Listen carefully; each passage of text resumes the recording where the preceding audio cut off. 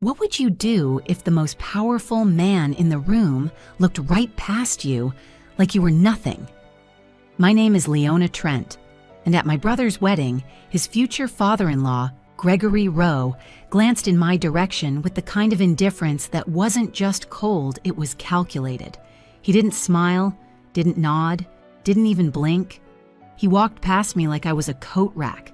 I stood there, tailored suit, sharp hand wrapped around a glass of champagne I hadn't touched, calm, poised, watching. Because unlike him, I knew something important. Gregory Rowe, CEO boardroom tactician, the kind of man who probably gets his initials engraved on his socks, had spent the last 6 months trying to acquire a startup he thought was anonymous. He didn't know it belonged to me. He had no idea that the platform his own company quietly relied on was something I co-founded in the shadows while building my life from rubble and raising my brother from the wreckage of ours. But of course Gregory only saw what he wanted to see, a background figure, an extra, a woman in the wings without a name tag that mattered. And honestly, I let him. Because what he didn't know, what none of them knew, was that I was on the speech list. Someone had added my name without telling me. And when I took that mic, the way Gregory Rowe looked at me would change forever. His eyes would shift, his jaw would tighten, and his illusion of control would finally crack. But that's the thing about people like Gregory. They love surprises until they're the ones getting them, and I was about to deliver the biggest one of his career. But before we get to that moment, you need to understand what brought me here. How I got from a college dorm floor with nothing to my name to standing in a ballroom across from the man who tried to erase me. They say grief is loud, but for me, it started with a silence so deep it felt like the world forgot to breathe. I was 22 when the call came. Finals week. I was still in my college hoodie, barely surviving on caffeine and ramen when my advisor's voice cracked through the line. "Leona, I'm so sorry. Your father. There's been an accident." He was gone. Just like that. No goodbye. No final memory.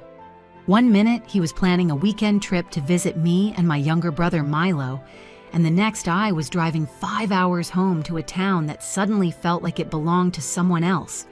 We had no mother to call. She'd reinvented herself years ago with a new family, a new life, and no room for us in either. So it was just me and Milo, 2 orphans.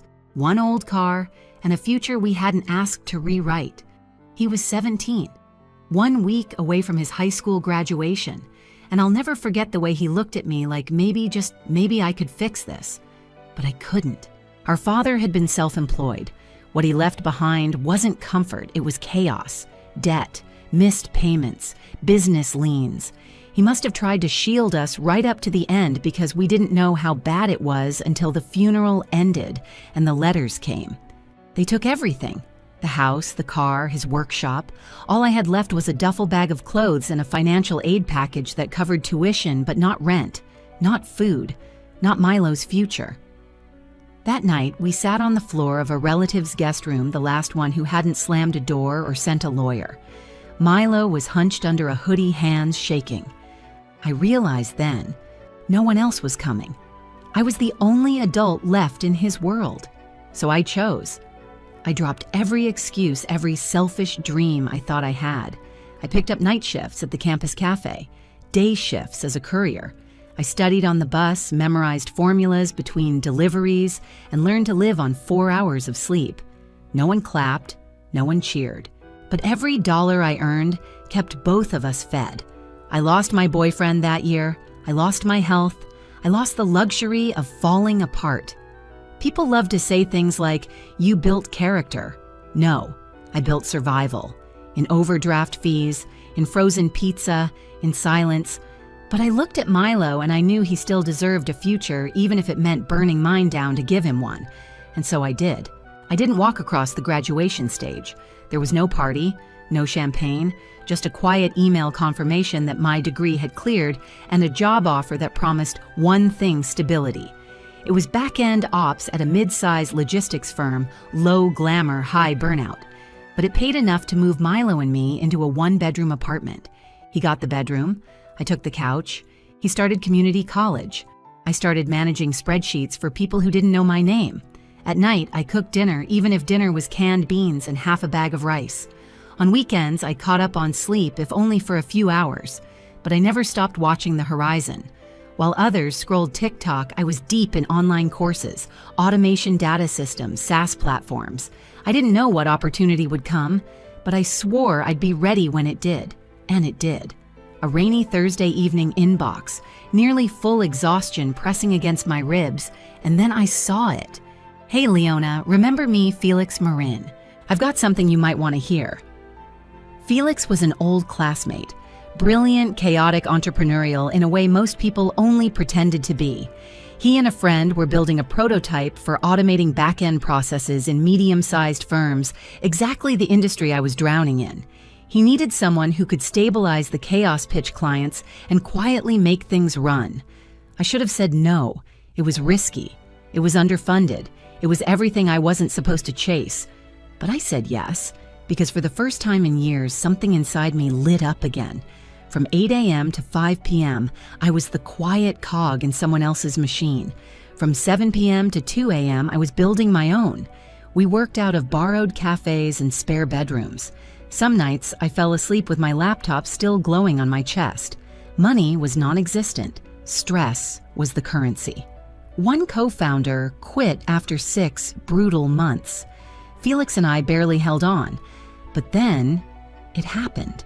A mid-tier corporate client ran our pilot and reported a 40% reduction in processing time. They told 3 more firms. Suddenly, we had traction, real traction. A review dropped on a mid-sized tech blog. Our inbox exploded. Demo requests came hourly. I wasn't just coding anymore. I was leading systems, resolving bugs, onboarding users, managing back-end, scaling all on 0 marketing dollars. Still, I didn't quit my day job. I'd learned the hard way how fast the rug can get pulled out. So I saved every single damn penny. Felix became the face, TEDx talks, interviews, handshakes. I stayed behind the curtain on purpose, because while others chased headlines and hype, I was chasing something rarer: security. I didn't want applause. I wanted Milo to go grocery shopping without checking his bank balance first. And eventually he did. He got into a state university on merit. I paid every bill on time. We had health insurance, working appliances, emergency savings. That to me was luxury. No one saw it. No one needed to. But I did. I watched Milo reclaim his smile. I watched him become more than a tragedy. And I stayed hidden. Because sometimes power grows best where no one's watching. It was a Tuesday night, and I was eating cold pasta straight out of a Tupperware on the couch, still in my work clothes, one eye on a bug report, when Milo called. His voice was excited, shaky, almost too casual. "Hey, Leona. I need to tell you something." I assumed it was about class, maybe an internship or a late assignment. What I didn't expect were the next words: "I'm getting married." My fork paused midair. To Evan. We've been serious for a while, but I didn't know how to bring it up. I'd met an Evan once, passing introduction, nothing serious. I'd never heard the word marriage come up. "Are you okay?" I asked. He laughed nervously. "I'm more than okay. I'm happy. I just wanted you to hear it from me. And he wants to meet you." That last part made me sit up, because anyone who wanted to marry my brother, the boy I raised, protected, shielded, had better want to meet me. I wasn't just a sibling. I had been every role that mattered when no one else showed up. We agreed on a dinner that Friday. Casual, no pressure. I offered to cook. I remember the door opening. Evan stood there, flowers in one hand, a bottle of red in the other, his smile a little too perfect. Polite, charming, polished.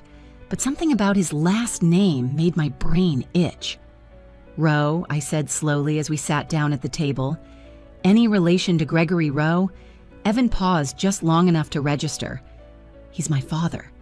And just like that, the puzzle snapped into place. Gregory Rowe, CEO of Rowe Enterprises, industry shark, one of the loudest, sharpest voices in enterprise tech. He'd spent the last year quietly circling our platform, trying to acquire, partner, or absorb it. Every email he sent dripped with backhanded praise and masked condescension offers wrapped in superiority, as if he were doing us a favor just by showing interest. He didn't know I was the one he was chasing, and now his son was sitting in my kitchen.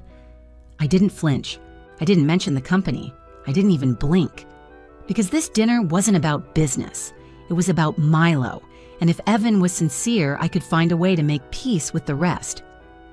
Later that night, Milo caught me alone in the kitchen. He went quiet for a bit. "Everything okay?" I studied his face. His voice wasn't worried, it was hopeful. "You really love him, I do," he said. "He's not like his father, he's kind. He listens." He looked older than I remembered. Calmer. Surer. I nodded. "Okay," I said. "Then I'm in your corner." And I meant it. Even if the man waiting at the end of that aisle was Gregory Rowe's son, even if the shadow of his name stretched across everything I'd built. Because if there's one thing I'd mastered, it was navigating around men who underestimated me. The family meet and greet was held at an upscale country club. All white tablecloths, crystal glassware, the kind of place where everything gleams and people like Gregory Rowe expect to be the brightest thing in the room. Milo asked me to attend.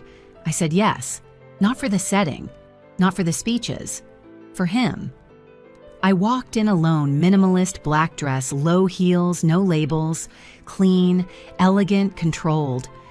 Gregory spotted me immediately. He scanned me like a resume. Shoes, hair, posture, then dismissed me without a flicker. When we were formally introduced, he offered a handshake so limp it barely registered as touch. "Oh," he said flatly, "you're just her sister." I assumed her mother would be here. There was a pause. "Our mother left a long time ago," I replied, tone even, a blink of acknowledgement, then nothing. He moved on like I was wallpaper. Later, the inevitable question came delivered with the trademark Rowe detachment. "And what is it that you do again?" That tone, that searching investor sniff, looking for pedigree, status, leverage. "I work corporate," I said simply, which was technically true. He didn't press, didn't care. And I didn't give him more, because he didn't deserve it. When I told Felix about it later, he just laughed. "You realize this man is going to have a stroke when he finds out who you are, right?" I smiled. "Let him think I'm no one. It'll make the truth louder." The weeks flew by. Wedding prep took over Milo's life. I stayed involved from a distance, funding things, quietly coordinating a few key pieces behind the scenes. I didn't need credit. I needed calm. Then the day arrived. Milo looked radiant. Not in a loud way, in the way someone looks when they've survived the storm and finally get to stand in the sun. He gripped my hand before walking down the aisle and whispered, "Thank you for everything." That alone was worth it.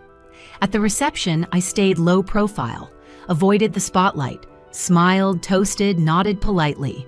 Then I saw Gregory flanked by two other high-tier guests. He brushed past me again, didn't pause, didn't nod. It was deliberate, a choice. And I felt nothing. No anger, no hurt, just the quiet realization that he still didn't know.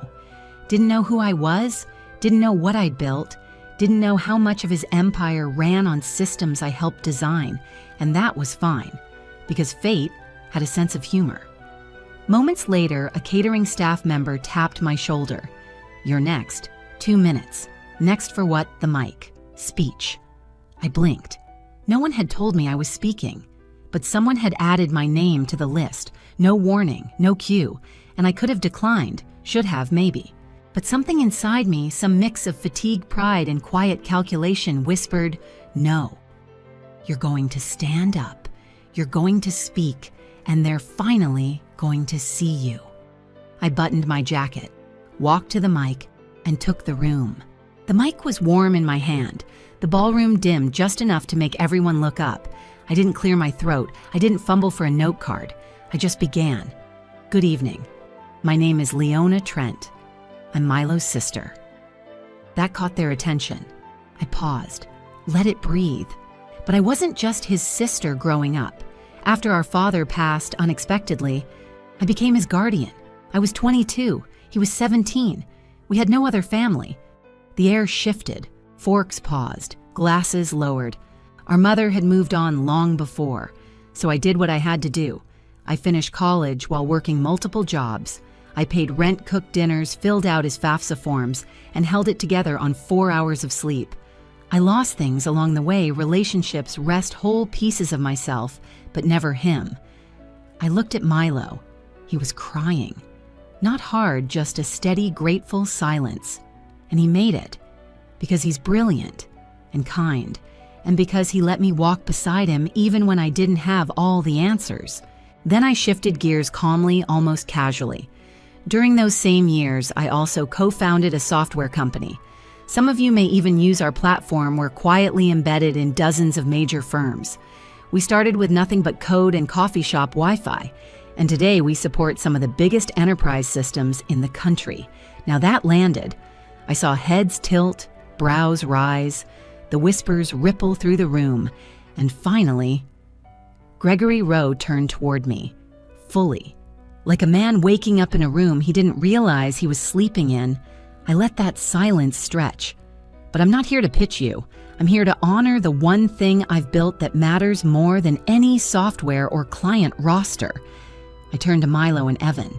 What you two have is rare. Trust, partnership, joy. I see it, and I honor it. And I'm proud to stand here not just as a sister, but as someone who believes in both of you. The applause came slowly at first. Then it filled the room, but I wasn't waiting for it. I stepped down, walked back to my table. Only I didn't make it. Gregory Rowe intercepted me, his expression unreadable, his hand extended. "Leona, was it?" he asked. That was quite a speech. I shook his hand, firm, controlled. "Thank you. You're the co-founder of..." He paused, searching. "Yes," I said. "The platform your company's been trying to acquire." There it was. His smile faltered. "Just enough." I had no idea. "No," I replied, calm as a blade, because I wanted you to see who I was when you thought I was nobody. He didn't respond. He didn't have to. I gave him a tight, polite nod. "Enjoy the evening, Mr. Rowe." And I walked past him. Felix raised his glass at our table, said nothing. We clinked, and that was that. The rest of the night unfolded like magic. Milo danced freely. Evan was gracious. Gregory stayed civil, but quieter now, more careful. He'd seen the truth, and it had rearranged his posture. But I hadn't said everything, because I didn't need to. We never sold the company, not because of spite, not even because of Gregory. His offers were polished, but they came with the assumption that everyone had a price. I don't. Felix and I stayed independent. We scaled smart. And yes, Rowe Enterprises still licenses our software. His employees submit tickets like everyone else through the same portal, answered with the same professionalism. We're always courteous, always prompt, never personal. Because some things don't need revenge. They just need distance. Evan never brought it up again. He respects boundaries, and more importantly, he respects Milo. And Milo, he's thriving. He teaches volunteers, bakes bread on Sundays. He smiles in a way he didn't when we were kids, and everything felt one gust of wind away from collapse. That smile is my return on investment. People still assume things about me, that I'm just a quiet woman in the corner, that I don't own the building they're standing in, and that's fine. Let them. Because here's what I've learned. The ones who dismiss you when you're silent are the same ones who scramble to respect you once they know your title. But by then, their respect means nothing. True respect. It shows up when no one's watching. It's not a reaction, it's a decision. Gregory Rowe's mistake wasn't underestimating me. It was assuming being unseen meant being unimportant. I've never needed the spotlight. All I needed was to make sure Milo would be okay. And now he is. That's more than enough. Have you ever been overlooked by people who thought they knew your worth? Drop your story below. And if Leona's journey spoke to you, like, comment, and hit subscribe. Because this is just one of many stories where silence isn't weakness, it's power.